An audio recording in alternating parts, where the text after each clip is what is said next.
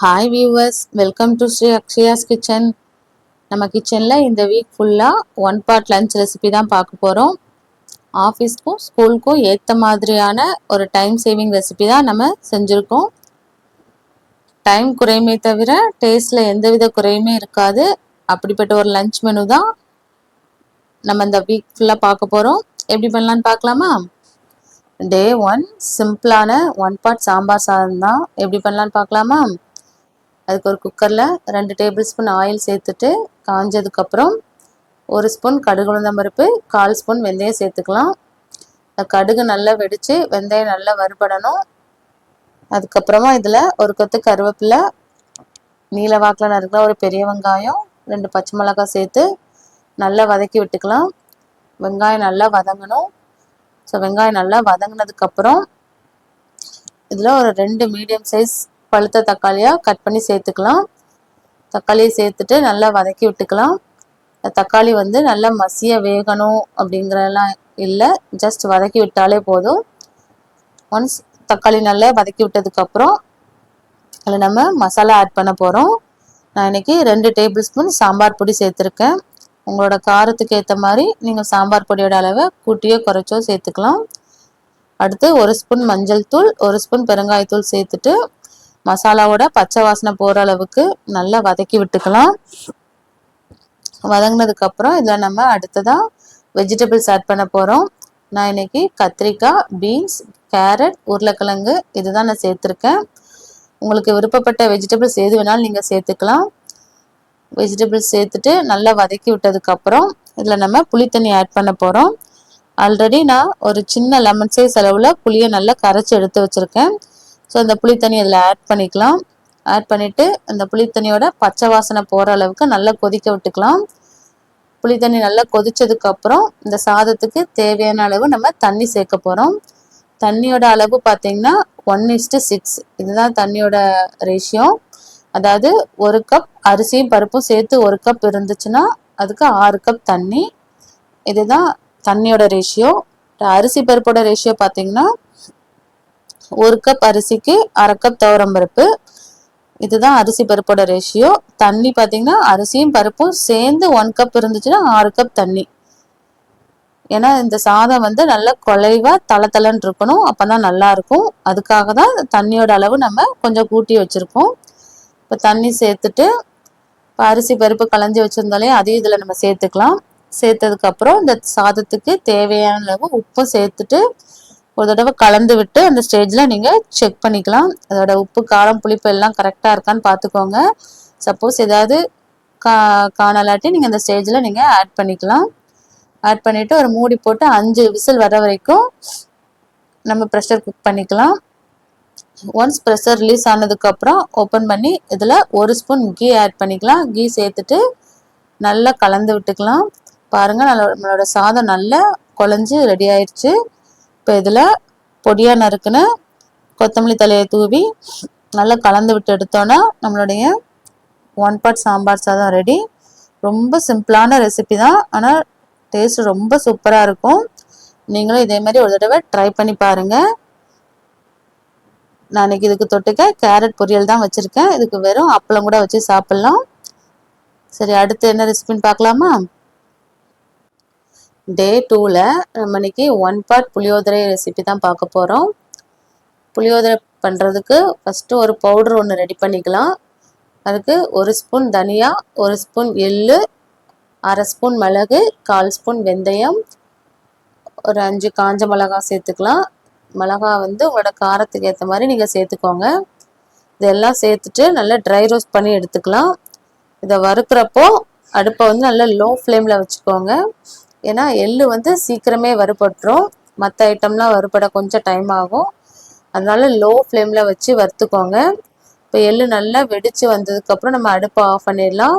Of பண்ணிவிட்டு நல்லா ஆறுனதுக்கப்புறம் இது ஒரு மிக்ஸி ஜாரில் சேர்த்துட்டு ஒரு பவுட்ரு பண்ணி எடுத்துக்கலாம். அது இப்போ ஓரமாக இருக்கட்டும். இப்போ நம்ம வந்து சாதம் தாளிச்சுக்கலாம். அதுக்கு ஒரு குக்கரில் ஒரு 2லேருந்து ஒரு 3 டேபிள் ஸ்பூன் நல்லெண்ணெய் சேர்த்துக்கலாம். புளியோதரைக்கு எப்போவுமே நல்லெண்ணெய் சேர்த்து செஞ்சால் டேஸ்ட்டு ரொம்ப நல்லாயிருக்கும். இப்போ எண்ணெய் சேர்த்துட்டு காஞ்சதுக்கப்புறம் இதில் கடுகு உளுந்தம் பருப்பு போட்டு கடுகு வெடித்ததுக்கப்புறம் இதில் ஒரு கையளவு கடலைப்பருப்பு, ஒரு கையளவு வேர்க்கடலை சேர்த்துக்கலாம். ரெண்டும் நல்லா சிவக்க வறுபடணும். அந்தளவு நல்லா வறுத்ததுக்கு அப்புறம் இதில் நம்ம ஒரு 3 காஞ்ச மிளகாவை உடைச்சி சேர்த்துருக்கோம். சேர்த்துட்டு ஒரு கையளவு கருவேப்பிலை சேர்த்துக்கலாம். ரெண்டும் நல்லா வறுபட்டதுக்கு அப்புறம் ஆல்ரெடி பவுடர் பண்ணி வச்சுருந்தோம் இல்லையா, அந்த பவுடரையும் இதில் சேர்த்துக்கலாம். சேர்த்துட்டு ஒரு தடவை இந்த எண்ணெயிலேயே நல்லா கலந்து விட்டுக்கலாம். கலந்ததுக்கப்புறம் இதில் வந்து நம்ம 1 ஸ்பூன் மஞ்சள் தூள், 1 ஸ்பூன் பெருங்காயத்தூள் சேர்த்துட்டு மறுபடியும் நல்லா கலந்து விட்டுக்கலாம். அடுத்தது இதில் நம்ம வந்து புளி தண்ணி ஆட் பண்ண போகிறோம். ஆல்ரெடி நான் ஒரு லெமன் சைஸ் அளவில் ஒரு புளியை நல்லா கரைச்சி எடுத்து வச்சுருக்கேன். ஸோ அந்த புளி தண்ணியோட தண்ணியும் சேர்த்து நம்ம இதில் ஆட் பண்ண போகிறோம். இதோட தண்ணியோட அளவு என்னன்னு பார்த்தீங்கன்னா 1 கப் அரிசிக்கு 2.5 கப் தண்ணி, இதுதான் இதோட அளவு. ஸோ புளி தண்ணி தண்ணி ரெண்டும் கலந்து 2.5 கப் வர மாதிரி நம்ம ஆட் பண்ணணும். நான் இன்னைக்கு 2 கப் ரைஸ் எடுத்திருக்கேன். ஸோ நான் அதில் 5 கப் தண்ணி சேர்த்துருக்கேன். அதாவது புளி தண்ணி ப்ளஸ் தண்ணி ரெண்டையும் மிக்ஸ் பண்ணி நான் 5 கப் தண்ணி சேர்த்துருக்கேன். சேர்த்துட்டு இந்த சாதத்துக்கு தேவையான அளவு உப்பு சேர்த்து இந்த டைமில் நீங்கள் உப்பு காரம் புளிப்பெலாம் செக் பண்ணிக்கோங்க. செக் பண்ணிவிட்டு இதில் நம்ம அரிசியில் சேர்த்துக்கலாம். சேர்த்ததுக்கப்புறம் ஒரு தடவை நல்லா கலந்து விட்டுட்டு மூடி போட்டு ஒரு 3 விசில் வர வரைக்கும் ப்ரெஷர் குக் பண்ணி எடுத்துக்கலாம். 3 விசில் வந்ததுக்கப்புறம் ப்ரெஷர் ரிலீஸ் ஆனதுக்கப்புறம் இதை ஓப்பன் பண்ணி பார்த்தோன்னா நம்மளுடைய புளியோதரை ரெடி. இது வந்து நம்ம கோயிலில் சாப்பிட்ற அதே டேஸ்ட்லேயே இருக்கும். ஸோ ஒரு தடவை நீங்கள் செஞ்சு பாருங்கள், அவ்வளோ டேஸ்ட்டாக இருக்கும். ஃபஸ்ட்டு பார்க்க இது வந்து குழஞ்ச மாதிரி தான் இருக்கும், நல்லா ஒன்றோட ஒன்று ஒட்டின மாதிரி தான் இருக்கும். பட் டைம் ஆக ஆக இது நல்லா உதிரி உதிரியாக ஆகிடும். இப்போ இதே மெத்தடில் தான் நீங்கள் புளி காய்ச்சி செய்கிறதா இருந்தாலும் இதே மெத்தடு தான். இதே மாதிரி பவுடர் ரெடி பண்ணி எப்போதும் போல் கடுகு போட்டு கடுகு கடலைப்பருப்பு வேர்க்கடலாம் தாளித்து விட்டு புளி கரைச்சி ஊற்றி புளி நல்லா கொதித்து வற்றி வரப்போ லாஸ்ட்டில் அந்த பவுடரை ஆட் பண்ணி இறக்கணும். இதுதான் புளி காய்ச்சலுக்கு. பட் 1 பாட்டுக்கு நீங்கள் இந்த மாதிரியே செஞ்சிடலாம். பட் ரெண்டுமே டேஸ்ட் ஒரே மாதிரி தான் இருக்கும். ஒரு தடவை நீங்களும் இதே மாதிரி செஞ்சு பாருங்கள். பட் கோவிலில் சாப்பிட்ற அதே டேஸ்ட்டில் அப்படியே இருக்கும். நீங்கள் ட்ரை பண்ணி பார்த்துட்டு உங்களோட ஃபீட்பேக்கை கமெண்ட் பண்ணுங்கள். இப்போ பாருங்கள், இப்போ வந்து ஒன்றோட ஒன்று ஒட்டி குழஞ்ச மாதிரி இருக்கு இல்லையா, பட் டைம் ஆக ஆக இது வந்து நல்லா உதிரி உதிரியாகவே கிடைக்கும். இதுக்கு நான் இன்றைக்கி அப்பளம் தான் வச்சுருக்கேன். ஸோ இது ஒரு பெஸ்ட்டு காம்பினேஷனாக இருக்கும். நீங்களும் இதே மாதிரி ட்ரை பண்ணி பார்த்துட்டு உங்களோட ஃபீட்பேக்கை மறக்காமல் கமெண்ட் பண்ணுங்கள். அடுத்த ரெசிபி பார்க்கலாமா? டே 3ல் 1 பார்ட் டொமேட்டோ ரைஸ் தான் செய்ய போகிறோம். டொமேட்டோ ரைஸ் செய்கிறதுக்கு ஒரு பியூரி ஒன்று ரெடி பண்ணிக்கலாம். அதுக்கு 7லேருந்து 8 பழுத்த தக்காளியாக எடுத்திருக்கேன். அதோட ஒரு பெரிய வெங்காயம், 5-6 பல் பூண்டு, ஒரு துண்டு இஞ்சி, காரத்துக்கு ஏற்ற மாதிரி காஞ்ச மிளகாய் எடுத்துக்கலாம். நான் இன்றைக்கி ஒரு 6லேருந்து 7 போல் காஞ்ச மிளகாய் எடுத்திருக்கேன். உங்களோட காரத்துக்கு ஏற்ற மாதிரி நீங்கள் கூட்டிய குறைச்சா சேர்த்துக்கோங்க. இதை நல்லா நம்ம அரைச்சி எடுத்துக்கலாம். இப்போ நம்மளுடைய டொமேட்டோ பியூரி ரெடியாக இருக்குது. இது அப்படியே இருக்கட்டும். இப்போ சாதத்துக்கு நம்ம தாளிச்சிக்கலாம்.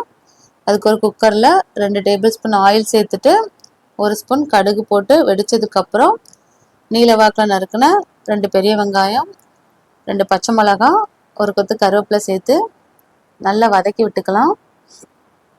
வெங்காயம் நல்லா வதங்கி வரணும். ஸோ வெங்காயம் நல்லா வதங்கினதுக்கப்புறமா நம்ம டொமேட்டோ பியூரியில் சேர்த்துக்கலாம். தக்காளியை நீங்கள் வந்து கட் பண்ணி கூட சேர்த்துக்கலாம். சேர்த்து அப்படி கூட வதக்கி வைக்கலாம். பட் குட்டீஸ் வந்து தக்காளியெல்லாம் எடுத்து ஓரமாக வச்சுருவாங்க. அதெல்லாம் நான் இந்த மாதிரி அரைச்சி சேர்த்துக்கிறேன். இப்போ தக்காளி சேர்த்து அதோட பச்சை வாசனைலாம் நல்லா போகணும். அந்தளவு நல்லா வதக்கி விட்டுக்கலாம். பாருங்கள், தக்காளி நல்லா வதங்கி பச்சை வாசனைலாம் போய் அதிலேருந்து எண்ணெய் பிரிஞ்சு வரும். அந்த அளவுக்கு நல்லா வதங்கினதுக்கப்புறம் இந்த சாதத்துக்கு தேவையான அளவு உப்பு சேர்த்துக்கலாம். உப்பு சேர்த்துட்டு ஒரு தடவை நல்லா கலந்து விட்டதுக்கப்புறம் நம்ம தண்ணி சேர்த்துக்கலாம். நான் இன்றைக்கி சீரக சம்பா ரைஸில் தான் டொமேட்டோ ரைஸ் செய்கிறேன். ஒரு தடவை இந்த ரைஸில் செஞ்சு பாருங்கள், டேஸ்ட்டு ரொம்ப சூப்பராக இருக்கும். ஸோ அதுக்கேற்ற மாதிரி நம்ம தண்ணி சேர்த்துக்கலாம். அதாவது 1 கப் ரைஸுக்கு 1.5 கப் தண்ணி நான் இன்றைக்கி சேர்த்துருக்கேன். எங்களுக்கு வந்து சாதம் குலைவாக வேணும், அதனால் நான் இன்றைக்கி 1.5 கப் தண்ணி சேர்த்துருக்கேன். உங்களுக்கு வந்து உதிரி உதிரியாக வேணும் அப்படின்னிங்கன்னா நீங்கள் 1 கப் ரைஸ்க்கு 1.25 கப் தண்ணி கரெக்டாக இருக்கும். சேர்த்துட்டு ஒரு 2 விசில் வச்சு எடுத்துக்கிறேன். எங்களுக்கு வந்து நான் 2 விசில் வச்சுருக்கேன். சப்போஸ் உங்களுக்கு வந்து உதிரி உதிரியாக வேணும் அப்படின்னா 1.25 கப் தண்ணி கரெக்டாக இருக்கும். ஒரு விசில் போதும். வச்சு எடுத்திங்கன்னா சாதம் நல்லா உதிரி உதிரியாக கிடைக்கும். நல்லா 2 விசில் வந்ததுக்கப்புறம் ப்ரெஷர் ரிலீஸ் ஆனதுக்கப்புறம் ஓப்பன் பண்ணி பார்த்தோன்னா நம்மளுடைய டொமேட்டோ ரைஸ் ரெடி ஆயிரும். ஒரு தடவை நீங்கள் ஜீரக சம்பா ரைஸில் செஞ்சு பாருங்கள். டேஸ்ட்டும் நல்லா சூப்பராக இருக்கும். பாருங்கள், நல்லா கலந்து விட்டு எடுத்துக்கலாம். இது ரொம்ப சிம்பிளான ரெசிபி தான். டைமும் ரொம்ப கம்மி தான் ஆகும். ரொம்ப சட்டுன்னு செஞ்சிடலாம். இப்போ இதுக்கு நான் இன்றைக்கி தொட்டுக்க முட்டை வறுவல் தான் வச்சுருக்கேன். அது வேக வச்ச முட்டையை ரவுண்டாக கட் பண்ணி மிளகாத்தூள், மஞ்சத்தூள், உப்பு போட்டு நல்லா ஃப்ரை பண்ணி எடுத்து வச்சுருக்கேன். ஸோ இதுதான் இன்னையோட லன்ச் மெனு. நீங்களும் இதே மாதிரி ட்ரை பண்ணி பாருங்கள். ட்ரை பண்ணிவிட்டு உங்களோட ஃபீட்பேக்கை மறக்காமல் கமெண்ட் பண்ணுங்கள். அடுத்த ரெசிபி என்னன்னு பார்க்கலாமா? டே 4ல் 1 பார்ட் பருப்பு சாதம் தான் பார்க்க போகிறோம். பருப்பு சாதம் செய்கிறதுக்கு என்னென்ன பொருள் தேவைன்னு ஃபஸ்ட்டு பார்த்துடலாமா? நான் இன்றைக்கி 2 கப் ரைஸ் எடுத்திருக்கேன். 2 கப் ரைஸ்க்கு 1/2 கப் ப்ளஸ் 2 டேபிள் ஸ்பூன் துவரம்பருப்பு. அதாவது 1 கப் ரைஸுக்கு 1/4 கப் ப்ளஸ் 1 டேபிள் ஸ்பூன், இதுதான் இதோட அளவு. அடுத்து ஒரு நெல்லிக்காய் சைஸ் அளவில் புளியை கரைச்சி எடுத்து வச்சுருக்கேன். அப்புறம் இதுக்கு நம்ம ஒரு தேங்காய் பேஸ்ட் ஒன்று ரெடி பண்ணணும். அதுக்கு சின்னதாக ஒரு அரை முடி தேங்காய், 10லேருந்து 15 சின்ன வெங்காயம், 5-6 பல் பூண்டு, காரத்துக்கு ஏற்ற மாதிரி காஞ்ச மிளகா. நான் வந்து ஒரு 8லேருந்து 10 போல் காஞ்ச மிளகா எடுத்திருக்கேன். அப்புறம் 1 ஸ்பூன் ஜீரகம். இதெல்லாம் சேர்த்து நம்ம ஒரு பேஸ்ட்டாக அரைச்சி எடுத்துக்கலாம். அதாவது ரொம்ப பேஸ்ட்டாக அரைச்சிடாமல் கொஞ்சம் கொரகொரப்பாக அரைச்சிக்கோங்க.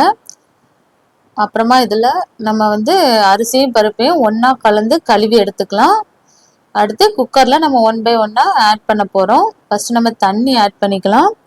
தண்ணியோட அளவு பார்த்திங்கன்னா 1:3, இதுதான் இதோட ரேஷியோ. அதாவது 1 கப் ரைஸுக்கு 3 கப் தண்ணி. நம்ம இன்றைக்கி 2 கப் ரைஸ் ப்ளஸ் 1/2 கப் துவரம்பருப்பு. ஸோ டோட்டலாக 7.5 கப் தண்ணி சேர்த்துருக்கோம். தண்ணி சேர்த்ததுக்கப்புறம் இதில் நம்ம புளி தண்ணி ஆட் பண்ணிக்க போகிறோம். அப்புறமா நம்ம அரைச்சி வச்சுருக்க தேங்காய் விழுதையும் நம்ம சேர்த்துட்டு இந்த சாதத்துக்கு தேவையான அளவு உப்பையும் சேர்த்துக்கலாம். சேர்த்துட்டு நல்லா கலந்து விட்டதுக்கப்புறம் இதில் 1 ஸ்பூன் மஞ்சள் தூள், 1 ஸ்பூன் பெருங்காயத்தூள் சேர்த்துக்கலாம். சேர்த்துட்டு நம்ம கழுவி வச்சுருந்த அரிசியும் பருப்பையும் இதில் சேர்த்துக்கலாம். சேர்த்துட்டு ஒரு தடவை நல்லா கலந்து விட்டதுக்கப்புறம் இந்த ஸ்டேஜில் நீங்கள் உப்பு, காரம், புளிப்பு எல்லாம் கரெக்டாக இருக்கான்னு செக் பண்ணிக்கோங்க. சப்போஸ் எதுவும் பத்தலாட்டி இந்த ஸ்டேஜில் நீங்கள் ஆட் பண்ணிக்கலாம். இப்போ நம்ம மூடி போட்டு ஒரு 3 விசில் வர வரைக்கும் ப்ரெஷர் குக் பண்ணி எடுத்துக்க போகிறோம். ப்ரெஷர்லாம் நல்லா ரிலீஸ் ஆனதுக்கப்புறம் நம்ம ஓப்பன் பண்ணி பார்த்தீங்கன்னா நம்மளுடைய சாதம் ரெடியாக இருக்கும். இப்போ இதுக்கு நம்ம ஒரு தாளிப்பு ஒன்று ரெடி பண்ணிடலாம். அதுக்கு ஒரு பேனில் 1 டேபிள் ஸ்பூன் எண்ணெய் சேர்த்துட்டு காஞ்சதுக்கப்புறம் 1 ஸ்பூன் கடுகு உளுந்தம்பருப்பு சேர்த்துக்கலாம். கடுகு வெடிச்சதுக்கப்புறம் 1 கொத்து கருவேப்பிலை ஆட் பண்ணி பொரிஞ்சதும் தாளிப்பு எடுத்து சாதத்தில் கொட்டி கிளறி எடுத்தோன்னா நம்மளுடைய பருப்பு சாதம் ரெடி. இப்போ நீங்கள் தாளிக்கிறப்போ இதில் வந்து வெங்காய வடகம் சேர்த்து தாளித்தாலும் டேஸ்ட் ரொம்ப நல்லாயிருக்கும். இருந்தால் நீங்கள் அதையும் சேர்த்து செஞ்சு பாருங்கள். ரொம்ப சிம்பிளான ரெசிபி தான் இது. பாருங்கள், இப்போ நம்மளுடைய சாதம் ரெடி ஆயிடுச்சு. இதோட அப்பளமோ இல்லை வத்தலோ வச்சு சாப்பிட்டு பாருங்கள். டேஸ்ட் அவ்வளோ சூப்பராக இருக்கும். இதுதான் இந்த வாரத்தோட ரெசிபி. எல்லாமே உங்களுக்கு பிடிச்சிருக்கும்னு நினைக்கிறேன். நீங்களும் இதே மாதிரி ட்ரை பண்ணி பாருங்கள். இதே மாதிரி வேற ஒரு லஞ்ச் பாக்ஸ் சீரீஸோட நெக்ஸ்ட் வீக்கில் பார்க்கலாம்.